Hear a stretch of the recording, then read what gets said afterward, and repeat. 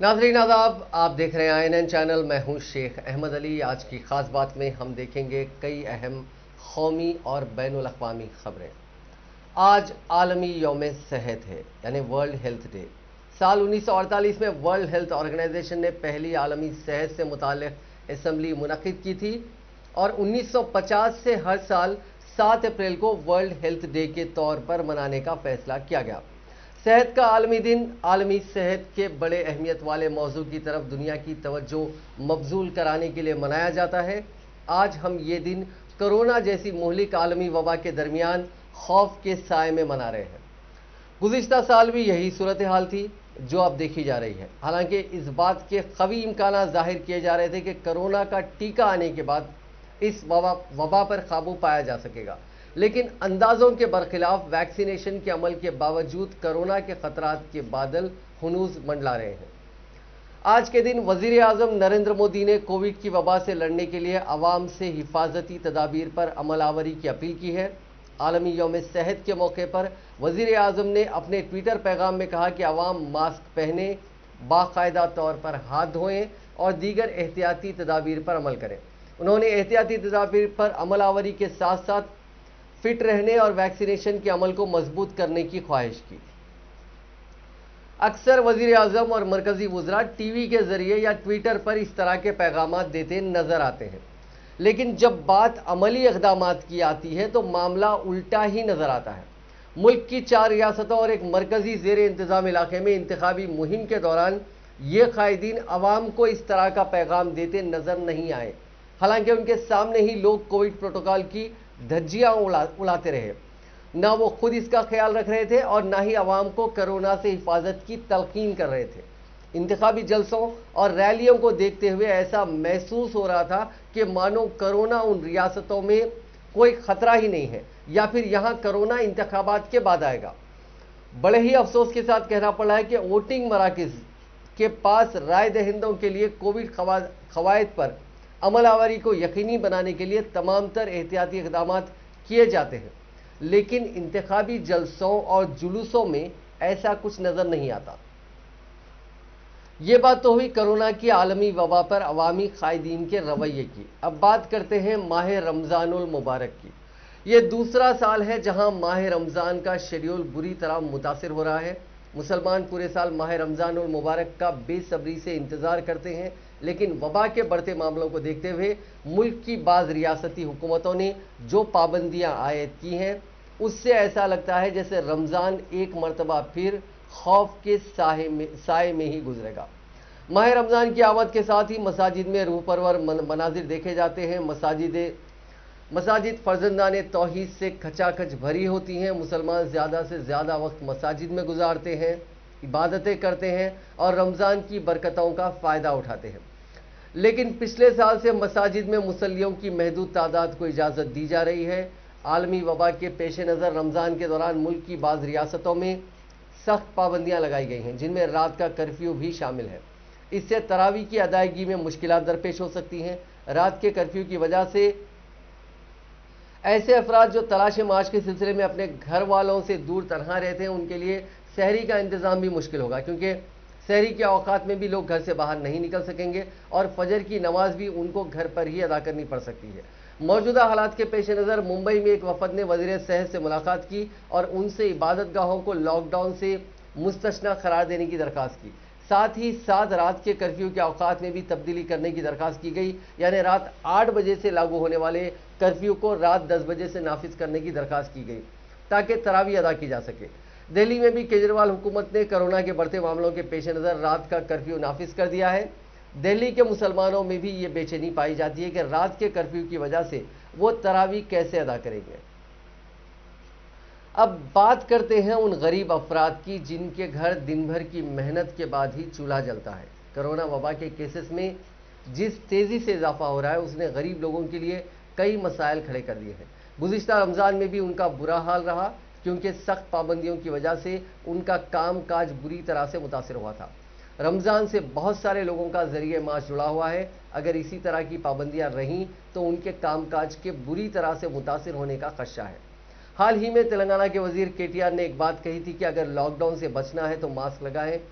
हमारी नाजरीन से अपील है कि वो हिफाजती इक़दामात पर अमलावरी करते हुए अपने आप को, अपने घर वालों को इस मुहलिक वबा से महफूज रखें। हिंदुस्तान में माशी सरगर्मियों के मामूल पर आने के इशारे मिलने लगे हैं। ये बात इंटरनेशनल मॉनेटरी फंड की चीफ इकोनॉमिस्ट गीता गोपीनाथ ने कही है। उन्होंने IMF ने हिंदुस्तान की जीडीपी ग्रोथ 2021 में 12.5% रहने का अंदाजा जाहिर किया है। ये ग्रोथ रेट चीन की एक एस्टिमेटेड जीडीपी ग्रोथ से काफी ज्यादा है। कोविड के कहर के बीच पिछले साल दुनिया के बड़े मुल्कों में सिर्फ चीन की इकोनॉमिक ग्रोथ पॉजिटिव रही थी। गीता ने इंटरनेशनल मॉनेटरी फंड और वर्ल्ड बैंक की एनुअल स्प्रिंग मीटिंग से पहले कहा कि पिछले 2 महीनों से जो इशारे मिल रहे हैं उनके मुताबिक हिंदुस्तान में माशी सरगर्मियां मामूल पर आती नजर आ रही हैं। IMF ने अपने एनुअल वर्ल्ड इकोनॉमिक आउटलुक में हिंदुस्तान की माशी तरक्की की शरह अगले साल यानी 2022 में 6.9% रहने का अंदाजा जाहिर किया। पिछले साल इंडिया की इकोनॉमी के साइज रिकॉर्ड 8% की गिरावट आई थी। गीता के मुताबिक 2021 में IMF की तरफ से हिंदुस्तान की माशी तरक्की शरह के लिए दिया गया अंदाजा पहले से थोड़ा बेहतर हुआ है। गीता ने कहा कि जहां तक हिंदुस्तान की बात है तो इसकी इकोनॉमिक ग्रोथ के अंदाजों में मामूली बदलाव हुआ है। 2021 में उसकी माशी तरक्की शरह पुराने अंदाजों से 1% ज्यादा रह सकती है। कोरोना बुरहान के दौर में रिजर्व बैंक ऑफ इंडिया ने मुल्क की तरक्की की रफ्तार को मद्देनजर रखते हुए अहम पॉलिसी शरहों में कोई तब्दीली नहीं की है, जिससे घरों और कार वगैरह पर सूद की शरहों में कमी की तवक्को नहीं है। मालियाती पॉलिसी कमेटी की 3 रोजा मीटिंग के बाद RBI के गवर्नर शक्तिकांत दास ने कमेटी की मीटिंग में लिए गए फैसलों की इतला देते हुए कहा कि कलीदी पॉलिसी की शरहों में कोई तब्दीली नहीं की गई है। रेपो रेट को 4% और रिवर्स रेपो रेट को 3.35% पर मुस्तहकम रखा गया है। उन्होंने कहा कि रेपो रेट की शरह 4%, रिवर्स रेपो रेट की शरह 3.35% है, जिसमें कोई तब्दीली नहीं की गई है। इसके साथ MSF 4.25% और बैंक रेट 4.25% पर मुस्तहकम है।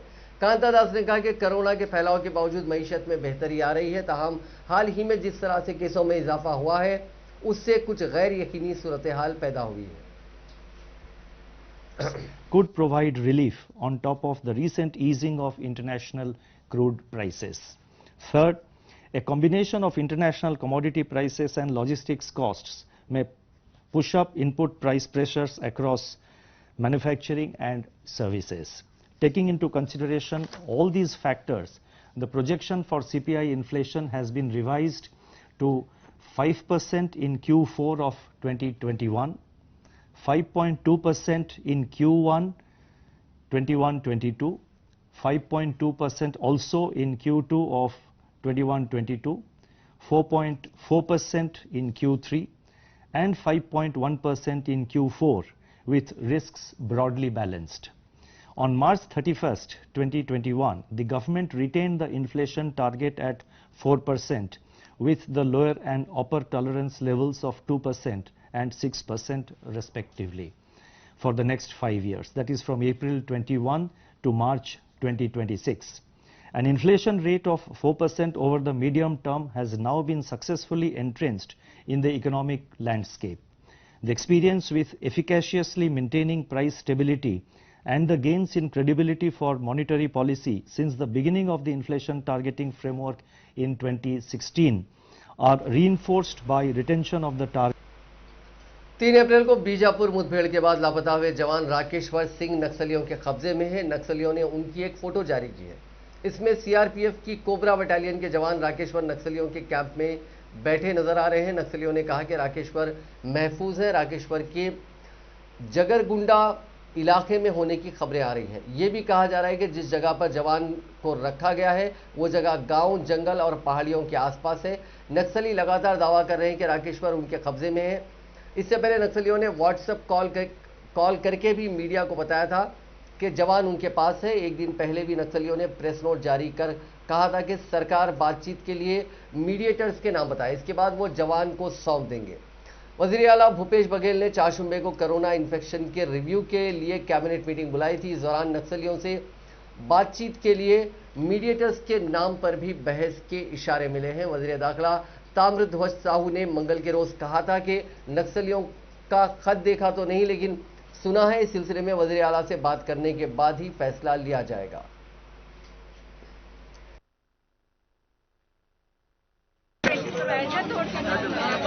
भारत माता की जय।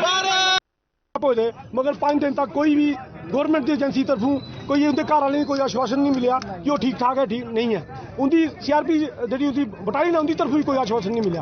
असें मजबूर होइयै रोड पर आना पिया, साडी माता भैनें दी, उनके परिवार की, उनकी वाइफ की, बच्चों की, सारे दी रोड पर आना पिया कि जल्दी को जल्दी तुहाडे माध्यम कन्नै सेंटर तक गल जा। और अपील करने सेंटर गौरमेंट अगे वो अपने चुनावें व्यस्त न, चुनावें को ज़्यादा बड़ा जेह्ड़ा ये कम है अपने साढ़े नौजवान की वापसी होनी चाहिए। थोड़े माध्यम कन्नै ये अपील करना चाहते हैं कि जल्दी को जल्दी जियां अभिनंदन दी छुड़ाई सकते दूए मुल्क च आओ, मगर जो है अपने मुल्क च गै रही है। अगर वो होया तो बड़ी, अगर सरकार चाह LG साहब की स्टेट गौरमेंट की तरफों भी कोई आश्वासन नहीं मिला, अपने कम्में व्यस्त न, ये सब तो बड़ा काम है। जे देश ताईं कुर्बानियां दिंदे न जां देश ताईं लड़दे न लोग, वो ज़्यादा बड़ा काम है जां बाकी होर काम बड़े। उम्मीद कर रहे हैं थोड़े माध्यम कन्नै LG दे कोला और सेंटर गौरमेंट कोला जल्दी के जल्दी आश्वासन देन कि वो परिवार ठीक ठाक हो, घर अपने जल्दी हो वापस। देखिए, बड़े दुखद की बात है जब देश के प्रधानमंत्री बेटियों के लिए बात करते हैं तो आज ये शर्म की बात है। एंटीलिया केस में नेशनल इन्वेस्टिगेशन एजेंसी ने चाशुंबी के रोज साबिक EPI सचिन वजह को स्पेशल कोर्ट में पेश किया। जांच एजेंसी की मांग पर कोर्ट ने वजह की कस्टडी 9 अप्रैल तक बढ़ा दी। वजह के साथ मनसूख हिरेन के कत्ल के मामले में गिरफ्तार साबिक कांस्टेबल विनायक शिंदे और क्रिकेट बुकी विनायक शिंदे को भी स्पेशल कोर्ट में पेश किया गया। कोर्ट ने दोनों को भी अदालती हिरासत में भेज दिया। उधर NIA की पूछताछ में सचिन वजह ने महाराष्ट्र के साबिक वजीर दाखिला अनिल देशमुख और वजीर अनिल परब के बारे में बड़े खुलासे किए हैं। जराये के मुताबिक NIA को दिए रिटर्न स्टेटमेंट में वजह ने माना कि अनिल देशमुख ने उनसे बार्स और रेस्टोरेंट से वसूली करने के लिए कहा था। वजह ने कहा कि उन्होंने कहा था कि मुझे 1600 बार रेस्टोरेंट से वसूली करनी है। वजह ने यह भी कहा था कि उसने वसूली से इनकार कर दिया था। वेस्ट बंगाल में चौथे फेज के इलेक्शन से पहले ताबड़तोड़ इंतखाबी मुहिम जारी है। वज़ीर दाखिला अमित शाह ने हावड़ा के दोमजूर में रिक्शा चलाने वाले के घर खाना खाया। वो इस सीट से बीजेपी उम्मीदवार राजीव बनर्जी के लिए रोड शो करने पहुंचे थे। इससे पहले उन्होंने सिंगूर में भी रैली की थी। शाह चाशुंबे को उन्होंने 4 रैली की, जिसमें 2 रैलीज दोपहर से पहले उन्होंने मुकम्मिल की थी। शाह की तीसरी रैली हावड़ा में मुनक्किद हुई थी।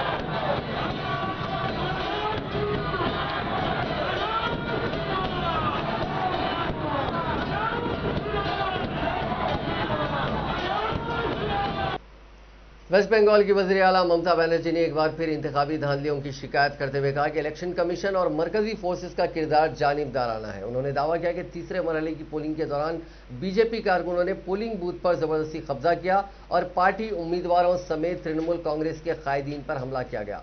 और उन्होंने जोर देकर कहा कि वो इस तरह की धमकी आमेज हथकंडों से दबने वाली नहीं है। अलीपुर द्वार जिले में एक जलसे आम से खिताब करते हुए ममता बनर्जी ने कहा कि आराम बाग में उनकी पार्टी की नामजद उम्मीदवार सुजाता मंडल को भगवा पार्टी के कारकुनों ने एक पोलिंग बूथ के करीब पीछा किया और उनके सर पर हमला किया। उन्होंने कहा कि हमारे शेड्यूल जात की उम्मीदवार सुजाता को शदीद चोट पहुंचाई गई जबकि वो किसी बूथ पर जा रही थी। खाना कॉल में भी तृणमूल कांग्रेस के उम्मीदवार पर हमला हुआ।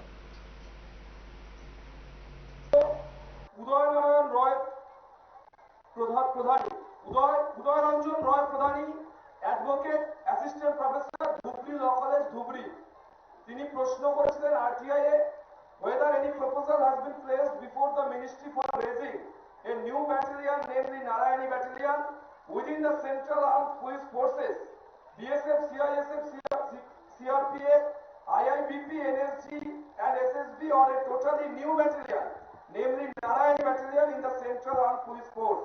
If the answer is positive, please furnish relevant documents. এটার বাংলা হচ্ছে, যদি আপনাদের কোনো সেন্ট্রাল নারায়ণী ব্যাটালিয়নের আপনারা যদি কোনো ফোর্স করে থাকেন, সিআরপিএফ আছে, তারপরে আইটিবিটি আছে, বিএসএফ আছে, আর্মি আছে, সব মিলিয়ে এটা বলেছে, তাহলে আমাদের জানান। এবার জানিয়েছে কি? हिंदुस्तान में जहां कोरोना वबा की दूसरी लहर आ चुकी है, वहीं दुनिया के 22 मुल्क ऐसे हैं जहां अब कोरोना की तीसरी लहर ने दस्तक दी है। इसमें ब्राजील, फ्रांस, यूक्रेन, रशिया जैसे मुल्क भी शामिल हैं। इस बीच इन्फेक्शन की दूसरी लहर को लेकर चौंकाने वाले आंकड़े सामने आए हैं। दुनिया को सबसे ज्यादा कोरोना की दूसरी लहर ने ही नुकसान पहुंचाया है। इस फेज में सबसे ज्यादा केसेस तो बढ़े ही हैं, साथ ही सबसे ज्यादा अमवात भी हुई हैं। अमेरिका के आंकड़ों पर नजर डालें तो पहले फेज में यहां एक दिन के अंदर सबसे ज्यादा 80,000 मरीज मिले। दूसरे फेज में इसमें 1000% का इजाफा देखने को मिला। इस फेज में एक दिन के अंदर 3,80,000 से ज्यादा मरीजों की पहचान हुई। इसी तरह ब्राजील में पहले फेज में एक दिन के अंदर 70,000 नए केसेस सामने आए थे। दूसरे फेज में बढ़कर 97,000 के पार हो गए। अब यहां तीसरा फेज चल रहा है। पूरी दुनिया में जिस तेजी से नए केसेस बढ़ रहे हैं वो डराने वाले हैं। सबसे ज्यादा तशवीश की बात यह है कि वैक्सीनेशन शुरू होने के बाद इसमें फिर से बढ़ोतरी हुई है। 7 जनवरी को पूरी दुनिया में सबसे ज्यादा 8,44,000 केसेस आए थे। यह पूरी दुनिया का पीक था। इसके बाद इसमें गिरावट शुरू हुई थी। 21 फरवरी को सबसे कम 3,22,000 केसेस आए थे। इसी के साथ से इसमें फिर से बढ़ोतरी हो गई है। इस दौरान पूरी दुनिया में सबसे ज्यादा वैक्सीन भी लगाई गई। अब हर दिन 5 लाख से ज्यादा मरीज सामने आ रहे हैं। दुनिया में अब तक 13 करोड़ 30 लाख से ज्यादा लोग कोरोना की चपेट में आ चुके हैं। इनमें से 28,86,000 मरीजों की मौत हो चुकी है। बेहद तशवीशनाक खबर है। मुल्क में एक दिन में 1,15,000 नए कोरोना के मुतासरीन मिले हैं। इसके साथ ही 4 अप्रैल को मिले 1,03,000 मरीजों का रिकॉर्ड भी टूट गया। 59,700 मरीज ठीक हुए और 630 ने दम तोड़ दिया। इस तरह एक्टिव केसेस यानी इलाज करा रहे मरीजों की तादाद में 24 घंटों के अंदर रिकॉर्ड 54,795 की बढ़ोतरी हुई है। इससे पहले 4 अप्रैल को 50,438 एक्टिव केसेस बढ़े थे, तब ये सबसे ज्यादा थे। नए केसेस में रोजाना की तरह सबसे ज्यादा 55,459 मुतासरीन महाराष्ट्र में मिले। 9,921 नए मरीजों के साथ छत्तीसगढ़ दूसरे नंबर पर है। टोटल एक्टिव केसेस में भी ये दोनों रियासतें टॉप पर हैं। महाराष्ट्र में 4,72,000 जबकि छत्तीसगढ़ में 52,445 मरीजों का इलाज चल रहा है। मुल्क में अब तक करीब 1 करोड़ 28 लाख लोग इस वबा की चपेट में आ चुके हैं। इनमें से करीब 1 करोड़ 18 लाख ठीक हो चुके हैं और 1,66,000 से ज्यादा ने जान गंवाई है।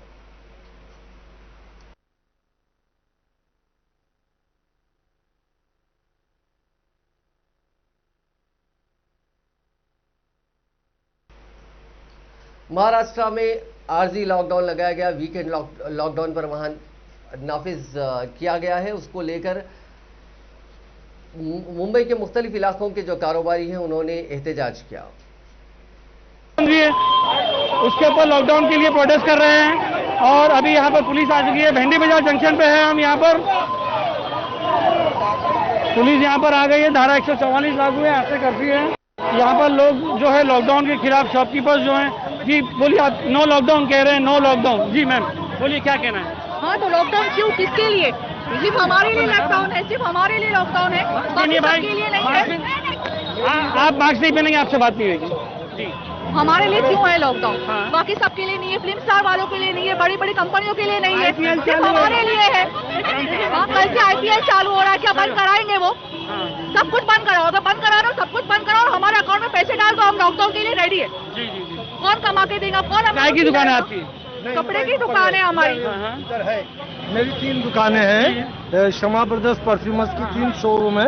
उन लोग ने पहले डिक्लेयर किए कि सैटरडे। तेलंगाना में कोविड-19 के 1,914 नए मामला दर्ज किए गए हैं, जिसके बाद रियासत में मामलात की तादाद बढ़कर 3,16,649 हो गई है। रियासत में बहैसियत मजमूई अमवात की तादाद बढ़कर 1734 हो गई है, क्योंकि गुज़िश्ता 24 घंटों के दौरान मजीद 5 अमवात हुई हैं। महकमे सेहत की जानिब से जारी करदा बुलेटिन में कहा गया है कि रियासत में 285 अफराद रुबे सेहत हुए हैं, जिसके बाद रियासत में अब तक इस मर्ज से रुबे सेहत होने वालों की तादाद बढ़कर 3,03,298 हो गई है। रियासत में सरगर्म मामलात की तादाद 11,617 है, जिनमें 6,634 मरीज घरों पर या फिर अस्पतालों में अलग थलग रखे गए हैं, जहां उनका इलाज चल रहा है। गुज़िश्ता 24 घंटों के दौरान कोविड-19 के 74,274 टेस्ट किए गए, ताहम 3,202 नमूनों की रिपोर्ट्स का इंतजार है। बहैसियत मजमूई 1,05 करोड़ से ज्यादा नमूनों की जांच रियासत में इस मर्ज के फैलने के बाद से की गई है। जीएचएमसी के हुदूद में 393 नए मामला दर्ज किए गए हैं, बकिया मामला रियासत के दीगर अजला में दर्ज किए गए हैं। हिंदुस्तान में कोरोना वायरस की दूसरी लहर तेज हो गई है। मंगल के रोज 1,15,000 नए केसेस सामने आए थे।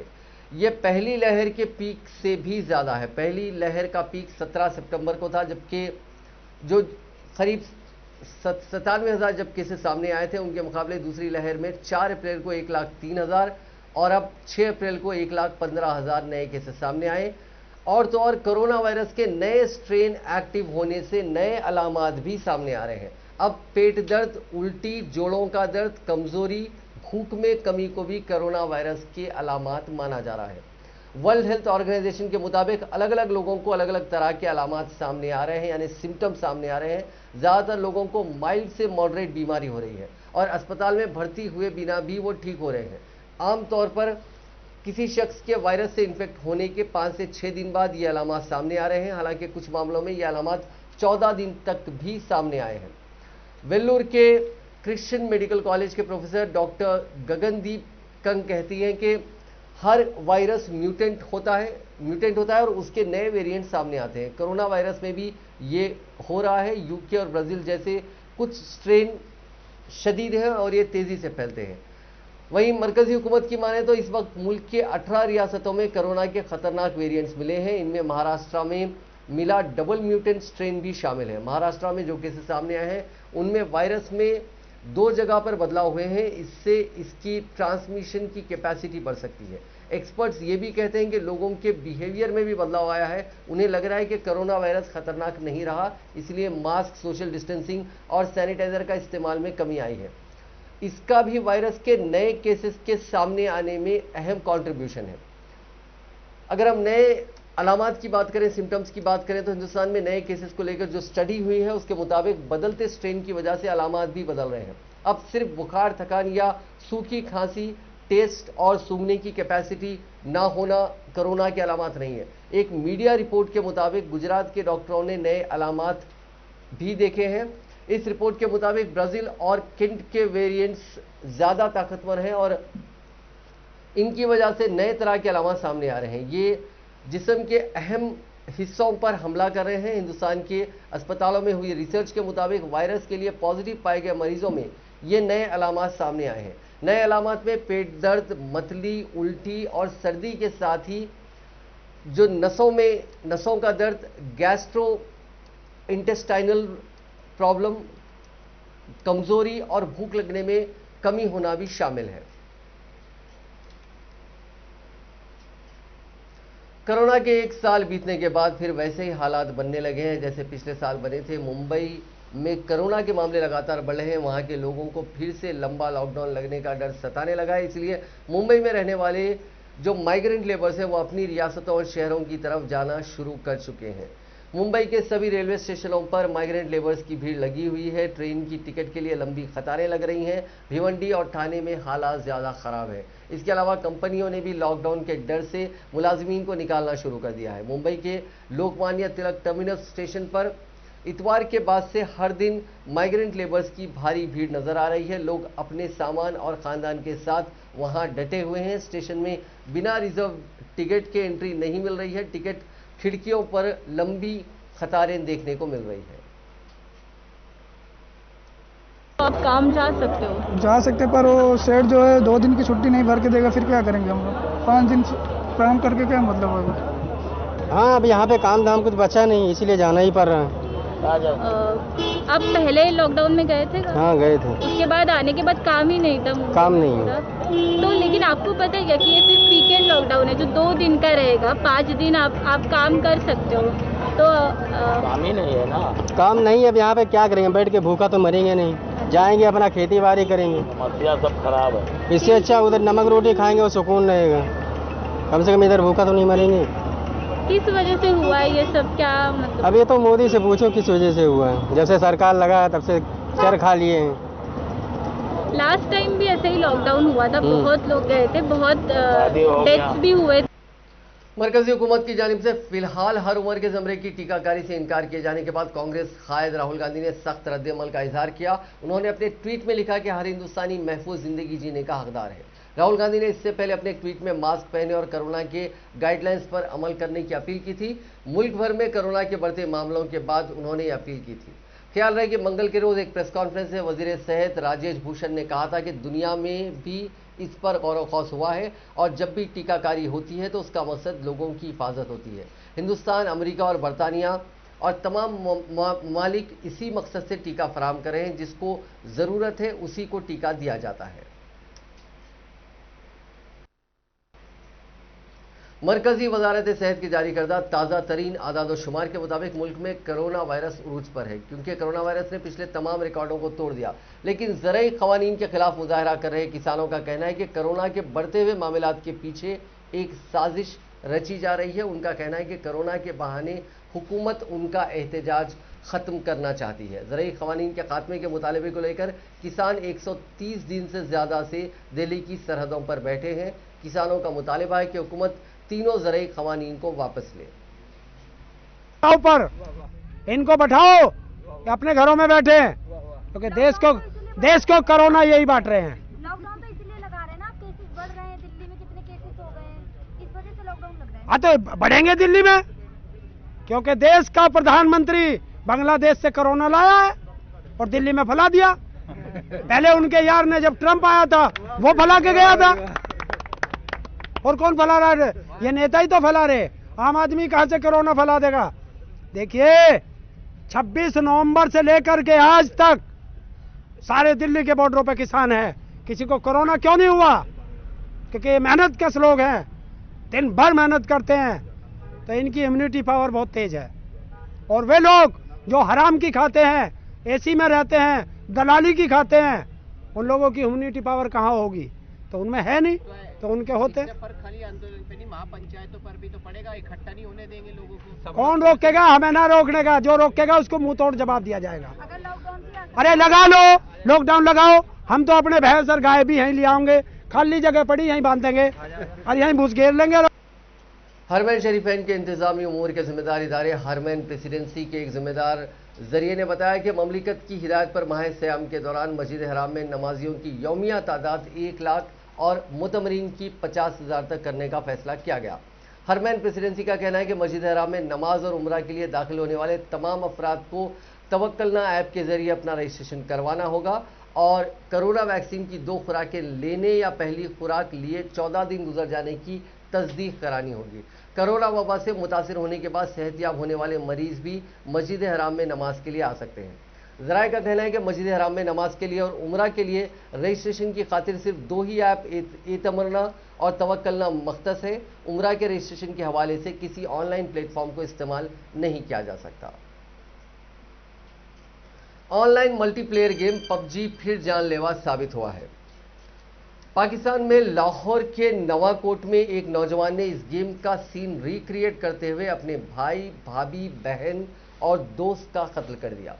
यह वाकया पीर के रोज का है, लेकिन मीडिया में अब सामने आया है। लाहौर के डीएसपी उमर बलूच ने बताया कि मुलजिम का नाम राना बिलाल है, उसे पबजी खेलने की लत है, वो क्रिस्टल मैथ नाम की ड्रग भी लेता है। खानदान वाले उसे इन आदतों को छोड़ने के लिए मना करते थे तो उनसे झगड़ा करता था। इस वाक़े से एक दिन पहले उसके भाई भाभी ने उसे बुरी आदतें छोड़ने की नसीहत दी थी, इससे वो भड़क गया। इसके बाद वो कहीं से पिस्तौल खरीद लाया। पबजी जैसा सीन रिक्रिएट करने के लिए गेम के कैरेक्टर की तरह हेलमेट और जैकेट पहनी, कमरे में दाखिल हुआ और फायरिंग शुरू कर दी। गोली लगने से भाई भाभी बहन और एक दोस्त की मौके पर ही मौत हो गई। बीच बचाव में पड़ोसी जख्मी हो गया। पड़ोसियों ने बताया कि मुलजिम बिलाल पिस्तौल की गोलियां खत्म होने के बाद ही रुका।